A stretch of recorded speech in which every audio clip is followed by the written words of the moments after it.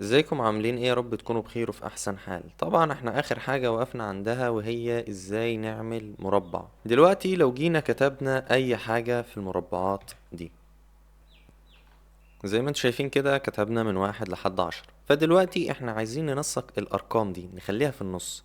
طبعا انت خدتها في اول درس. احنا الحاجات ديت مكملة معانا على طول، يعني الحاجات اللي انت بتتعلمها اكيد هتستخدمها دايما علشان ننسق الارقام. يعني تنسقها، يعني مثلا تخليها في النص او تخلي المحاذاة بتاعتها على اليمين او على الشمال زي ما تحب. احنا دلوقتي هنحدد على الارقام كلها كده اللي هو الصف الاولاني، وهنروح على هوم، وهنختار بقى هنا ايه المحاذاة اللي احنا عايزينها مثلا في النص. زي ما انت شايف كده الارقام كلها بقت في النص. احنا حددنا المربعات اللي فوق، محددناش اللي تحت. طيب دلوقتي لو جينا على اللي تحت وحددناها كده وخليناها مثلا ناحية اليمين، شوف زي ما انت شايف كده راحت ناحية اليمين. فانت بتحدد وبتنسق وبتظبط الارقام بتاعتك من هوم ومن خلال المحاذاة. طيب دلوقتي لو عايزين بقى نغير بقى الستايل بتاع الجدول والشكل بتاعه هنعمل ايه؟ هنروح على ديزاين. زي ما انت شايف كده ظاهر لك حاجات كتير جدا فوق. الحاجات ديت انت بتختار منها الشكل اللي انت عايزه، مثلا وليكن ده. زي ما انت شايف غير لك الالوان. لو مش عاجبك التنسيقات ديت ممكن تعمل ايه؟ ممكن مثلا تيجي على السهم ده هتضغط عليه هيظهر لك حاجات كتير جدا تختار منهم الشكل اللي يعجبك.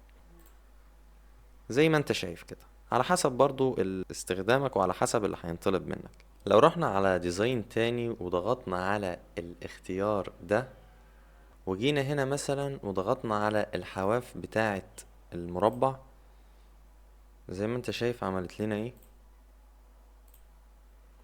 خلت كده ان المربع بقى شكله يعني تخين شوية. الحواف بتاعته بقت تخين. طيب انت بتعملها ازاي ديت؟ بنروح على ديزاين وزي ما قلت لك بتحدد على اخر اختيار. طيب لو عايز تخلي الحواف رفيعة او اتخن من كده، انت بتيجي هنا كده بتضغط وبتختار الحواف اللي انت عايزها زي ما انت شايف كده.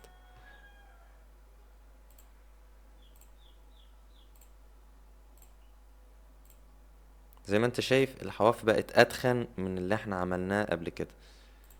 لو رجعنا تاني برضو واخترنا اقل حاجة هتشوف ان الحواف بقت صغيرة جدا زي ما انت شايف كده. طيب دلوقتي حد يقول لي انا عايز الون مثلا رقم 9 ورقم 10، عايز الون المربعين دول بس، هعملها ازاي؟ هقولك هتروح على ديزاين وبعد كده هتروح على الاختيار ده، هتضغط على السهم اللي تحت، هيظهر لك الوان كتير جدا. طبعا انت بتختار اللون اللي انت عايزه اهو تلون معانا. بس في حاجة مهمة لازم تبقى عارفها، لازم تبقى واقف على المربع اللي انت عايز تلونه. يعني لو وقفت على 3 كده مثلا ورحت على ديزاين وبعد كده جيت على الاختيار ده واخترت اي لون، شوف ايه اللي هيحصل. هتلاقي اصلا ان المربع اللي انت واقف عليه هو اللي اتلون، فخد بالك من النقطة دي. طيب لو عايزين نعمل بقى خط في نص المربع هنعمله ازاي؟ يعني خط من الزاوية ديت للزاوية دي مثلا او العكس، هنعمله ازاي؟ هنروح برضو على ديزاين، والمرة دي هنروح على الاختيار ده بوردرز، هنضغط عليه وهننزل تحت خالص زي ما انت شايف على الاختيار اللي انا واقف عليه ده. حتى هتلاقي علامة الشرطة مايلة كده في نص المربع. لو ضغطنا عليها زي ما انت شايف كده عمل لنا الخط. وطبعا بتكتب عادي اي حاجة فيه. طب لو عايزينها العكس برضو هنروح على ديزاين وبعد كده هنروح على البوردرز، وهننزل تحت خالص نختار الاختيار اللي تحت، وبمجرد ما نضغط عمل لنا اكس. طيب دلوقتي احنا عايزين نشيل الحاجات ديت، نفس الكلام برضو هنروح على البوردرز وبعد كده هنشيل التحديد اللي احنا عملناه. زي ما انت شايف اتشالت معانا. طيب دلوقتي احنا هنرجع المربع بتاعنا زي ما كان بالظبط علشان شكله بقى بايخ جدا. نيجي بعد كده على حاجة مهمة. لو جينا دلوقتي مثلا عند رقم 1 وخليناها كلمة رقم، دلوقتي كلمة رقم ديت احنا مش عايزينها كده، احنا عايزينها متشقلب مثلا، عايزينها بالطول او بالعرض، مش عايزها بالشكل ده. اغير الكلمة ازاي؟ اعمل لها دوران ازاي؟ هنحدد طبعا الكلمة او نقف في المربع، هنروح على لي اوت وهنروح على تكست اللي هو عليه حرف الاي ده. لو ضغطنا ضغطة واحدة شوف ايه اللي حصل، الكلمة اتغيرت معانا، اتجاهها اتغير. لو ضغطنا تاني نفس الكلام، لو ضغطنا تاني نفس الكلام هتلاقيها رجعت زي ما كانت. طيب دلوقتي حد يقول لي انا عايز افتح المربعين دول على بعض، عايز افتح دي ودي، نعملها ازاي؟ من لي اوت، واحنا واقفين فيها برضو مش هنروح في حتة، هنروح على الاختيار ده اللي عليه مساحة يعني لونها بينك، هنضغط عليها ضغطة واحدة، وهنيجي هنا هنحذف الخط، ضغطة واحدة عليه بس، مش هتعمل اكتر من كده. زي ما انت شايف فتح لنا مربعين على بعض، بقى مستطيل. ونفس الكلام برضو ينطبق على كل المربعات دي. لو عايز تحذف اي حاجة هنا نفس الكلام برضو، بتقف في المربع اللي انت عايز تحذف الحرف بتاعه، بتحدد عليه وبتضغط عليه ضغطة واحدة بس زي ما انت شايف كده، حذف معانا. طيب دلوقتي حد يقول لي انا حذفت دي وحذفت دي، عايز ارجع كل حاجه زي ما كانت، اعملها ازاي؟ هقول لك هنروح برضو، احنا لسه في لي اوت زي ما انت شايف، هنروح على حاجه اسمها دراو تيبل، هنضغط عليها ضغطه، وهننزل بقى عايزين نرجع ايه، عايزين نرجع دي بس اهي، هنشد كده الخط بتاعنا وزي ما انت شايف اتعمل. هنروح بعد كده نعمل صفحه جديده، وهنيجي هنا بقى وهنتكلم عن حاجة مهمة، ازاي نضيف صورة. دلوقتي علشان نضيف صورة هنروح على insert، وبعد كده هنروح على الاختيار ده اللي انا واقف عليه، هنضغط عليه ضغطة واحدة. زي ما انتوا شايفين هو فتح لي شوية صور كده انا حافظها عندي. انت بقى بتروح على المكان اللي انت حافظ فيه الصور اللي انت عايز تضيفها، وبتحدد الصورة اللي انت عايزها. وليكن مثلا انا هحدد اي صورة وهضغط على كلمة insert. زي ما انت شايف الصورة انضافت معانا. دلوقتي لازم نضغط على الاختيار ده ونختار ده علشان الصورة تتحرك معانا في اي حتة احنا عايزينها بدون اي مشاكل. دلوقتي وانا بحرك في الصورة عايز احطها فوق، هو دلوقتي بيقول لي مش هينفع تعديها اكتر من كده. حد يعرف ليه؟ لان ببساطة كده انا قلت لك ان ده الهيدر زي ما انت شايف كده، والهيدر ده ما ينفعش تعمل فيه اي حاجة. ونفس الكلام تحت في الفوتر. فانا براجع معاك برضو حاجات علشان ما تنساهاش، ولازم برضو تبقى عارفها كويس. دلوقتي مثلا احنا حطينا الصورة بتاعتنا هنا وعايزين نحط معاها كلام، وليكن مثلا اي كلام. دلوقتي ضفنا الكلام بتاعنا، لو جينا كده هتلاقي ان الصورة بقت بين الكلام. طيب انا عايز اخلي يعني الكلام على الصورة، هعملها ازاي؟ هروح على الصورة وهضغط على كليك يمين، وبعد كده هننزل تحت عند الاختيار ده. ولو جينا على الاختيار ده وضغطنا زي ما انت شايف، شوف ايه اللي هيحصل، هتلاقي الصورة بقت تحت الكلام. طيب انا دلوقتي عايز اخلي الصورة بين الكلام بس بطريقة افضل من كده، هعملها ازاي؟ هنضغط برضو على الصورة وهنضغط كليك يمين، وهنروح على الاختيار ده وهنضغط عليه، شوف ايه اللي هيحصل.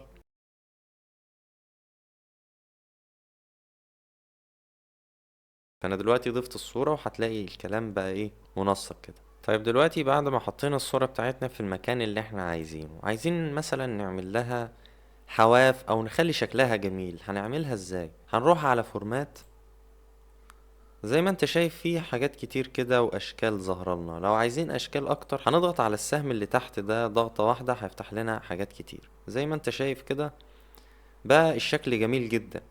فانا دلوقتي مثلا هختار دي.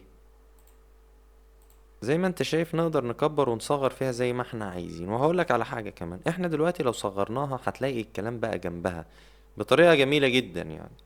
فدلوقتي زي ما انت شايف كده تقدر تضيف الصورة اللي انت عايزها، والكلام هيبقى حواليها كده بشكل جميل. طبعا هتقولي اعملها ازاي اخلي الكلام حوالين الصورة كده؟ هقولك بتضغط على الصورة كليك يمين، وبتنزل تحت خالص على الاختيار اللي انا واقف عليه، وبتروح هنا وبتختار الاختيار ده. طبعا بيخلي لك الكلام جنب الصورة. نرجع للصورة بتاعتنا تاني ونكبرها. انا دلوقتي لو عايز يعني الف الصورة كده، خليها بزاوية مثلا، زي ما انت شايف هنيجي فوق كده وهنضغط وهنلف الصورة بتاعتنا زي ما احنا عايزين.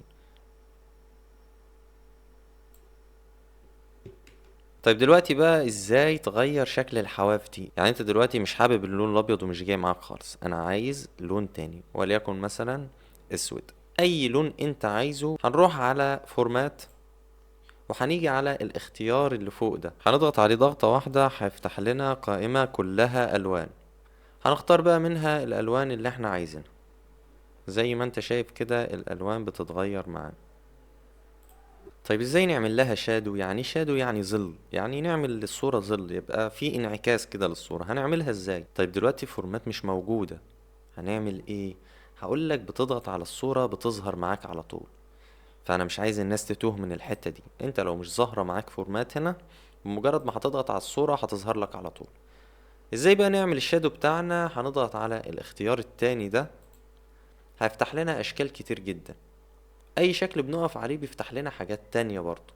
طيب هنا مفيش، مش ده الشادو اللي هو الاختيار التاني ده. شوف بقى اول ما هننزل نختار اي حاجة ايه اللي هيحصل. بمجرد ما ضغطنا عمل لنا انعكاس للصورة تحت، نظام ظل كده.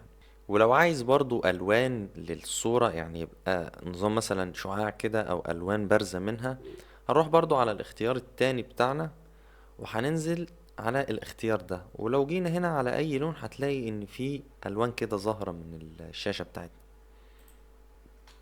طبعا دلوقتي انا اديتك الفكرة، انت هنا بقى بتجرب في كل حاجة انت عايزها حرفيا. تيجي هنا بتحدد كل حاجة، يعني بتفضل تجرب بقى في الحاجات وكده لحد ما توصل لنتيجة شكلها جميل ومناسبة للشغل بتاعك. نيجي برضو على حاجة مهمة. انت دلوقتي لو عايز تعمل حاجة اسمها فلاتر. فلاتر ديت اللي هي الوان الصورة، عايز تظبطها، عايز تغير الفلتر اللي موجود، او عايز تحط حاجة شكلها احسن من كده. هتعملها ازاي؟ هتروح على الاختيار ده اللي هو علامة الشمس، هتضغط عليه ضغطة هيفتح لك فلاتر كتير جدا.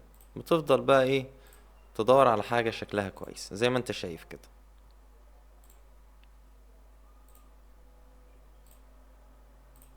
طيب دلوقتي انت لو حابب تخليها الوان، هنروح على الاختيار اللي جنبه اللي هو الكلر.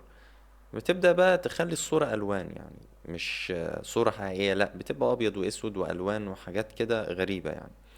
طيب انت دلوقتي عايز تخليها زي نظام كرتون كده، هتعملها ازاي؟ الاختيار اللي جنب الكلر على طول هنضغط عليه ضغطة، هيفتح لنا حاجات كده كتير جميلة، يعني ممكن تختار منها الحاجة اللي تناسبك زي ما انت شايف كده.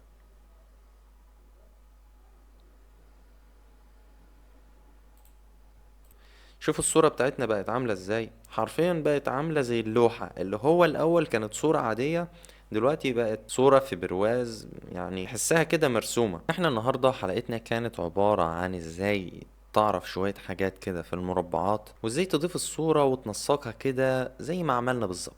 فيا رب تكون استفدت من الحلقة، ونصيحتي ليك دايما وابدا انك لازم تطبق الحاجات اللي انت بتاخدها علشان ما تنساهاش. واشوفكم على خير في الحلقة اللي جاية ان شاء الله بإذن الله.